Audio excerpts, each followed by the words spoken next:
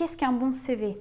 Un bon CV, c'est un résumé de votre parcours scolaire et professionnel qui est convaincant et qui montre vos compétences aux recruteurs pour un poste donné. Donc dans cette vidéo, on va voir comment faire un CV convaincant d'architecte en 4 étapes. C'est parti!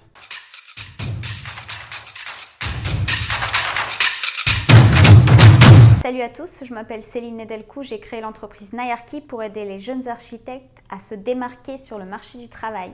La semaine dernière, on a vu comment faire un pitch. Cette semaine, on va voir comment faire un CV convaincant qui vous met en valeur. Pour ce faire, la première étape avant même de commencer à faire le CV, la mise en page, c'est de lister l'ensemble des projets sur lesquels vous avez travaillé, que ce soit à l'école, en stage ou en entreprise. Donc ce que je vous conseille, c'est de faire un tableau dans lequel vous allez classer les projets selon les agences dans lesquelles vous allez travailler. Vous allez préciser le temps que vous avez travaillé dans les différentes agences, le type de projet, le type de projet, la taille du projet, le programme, les tâches effectuées, mais aussi les phases. C'est assez important pour les recruteurs de savoir si vous avez travaillé par exemple en permis de construire ou en DCE. De cette façon, vous allez très vite vous rendre compte, par exemple, que pour une agence donnée, vous avez travaillé, par exemple, sur 10 à 20 projets en l'espace de 6 mois. Mais parmi ces projets, il y en a certains qui sont beaucoup moins importants en termes d'expérience que d'autres. Certains projets doivent être mis en avant plus que d'autres dans le CV. Dans le tableau, vous pouvez remarquer aussi que j'ai mis soft skills développés au cours d'un projet et hard skills développés. Ce qui nous amène à l'étape 2. L'étape 2, en gros, c'est d'identifier quels sont vos soft skills et vos hard skills grâce au tableau qu'on a mis en place dans l'étape précédente. C'est quoi les soft skills et les hard skills pour ceux qui ne savent pas? Les soft skills, c'est un peu vos qualités humaines. Donc ça peut être par exemple la créativité, votre capacité d'organisation, votre capacité à travailler en équipe, vos capacités de management par exemple. Les hard skills, c'est ce qu'on a l'habitude de mettre en avant dans le CV, beaucoup plus que les soft skills. Et là, vous savez exactement de quoi je parle. Donc c'est tout ce qui est compétences en logiciel, compétences en gestion de projet, par exemple, dessin de détails techniques. Donc, à la suite de ces 2 étapes-là, vous avez normalement une idée assez claire des projets qui sont les plus intéressants et dont vous devez absolument parler dans votre CV et de vos compétences, à la fois humaines et techniques. Donc, on passe à la 3e étape où là, on va disposer les informations sur le CV de manière intelligente. Donc, sur un CV, vous le savez, vous avez différents éléments à mettre. La photo, le poste pour lequel vous postulez, des informations de contact, éventuellement des liens vers des réseaux sociaux, si par exemple vous êtes actif sur Instagram. Vous devez mettre vos expériences professionnelles, vos loisirs éventuellement, vos formations et diplômes et surtout, si vous voulez vous mettre en valeur dans votre CV, vous devez absolument inclure toutes les compétences que vous avez identifiées. Donc à la fois les hard skills et les soft skills. Donc je vous montre un exemple que j'avais fait pour moi-même. Donc là, il s'agit d'un CV sans mise en page, un CV assez simple. Mais surtout, ce que je veux que vous voyez, c'est la façon dont les informations ont été mises sur ce CV. Donc là, j'ai ma photo, j'ai mon nom. Et là, j'ai un petit résumé qui parle de moi. Dans ce résumé, donc j'indique le poste pour lequel je postule. J'indique un peu un résumé de ce que j'ai fait au cours de mes années d'expérience et j'ai inclus des soft skills, donc curieuse, créative, des concepts forts, j'aime travailler en équipe, partager mes connaissances.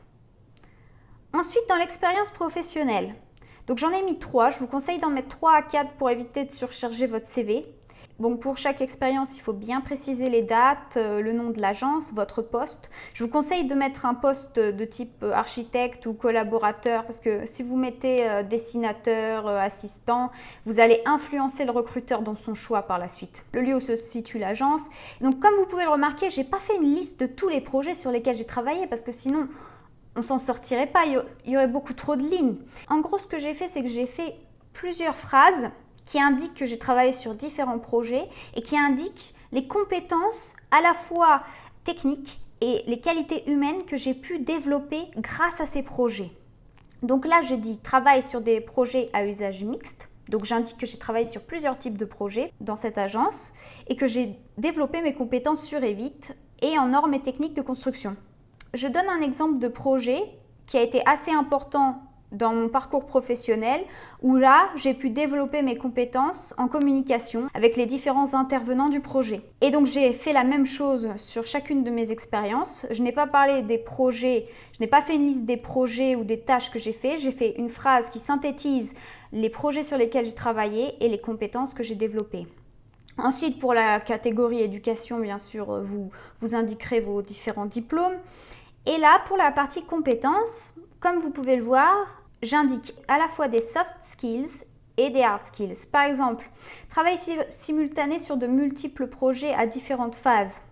Ça, c'est à la fois une soft skills et une hard skills. C'est de la gestion de projet, c'est de l'organisation, management, communication avec les différents intervenants de projet, organisation et dessin de détails.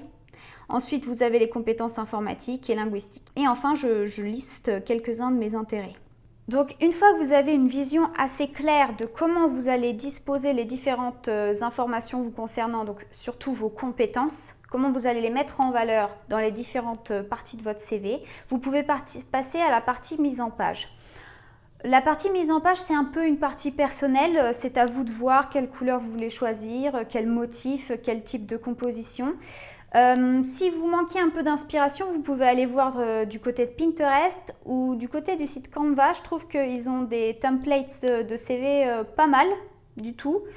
Soit vous pouvez vous en inspirer et faire votre CV sur Photoshop. Sinon, vous pouvez carrément faire votre CV sur Canva. Et une fois que vous l'exportez, ça coûte quelques euros. Mais à la fin, vous avez un joli CV à présenter aux recruteurs. Donc voilà comment en 4 étapes vous pourrez faire un CV convaincant d'architecte. Si vous avez des questions, n'hésitez pas à les mettre en commentaire.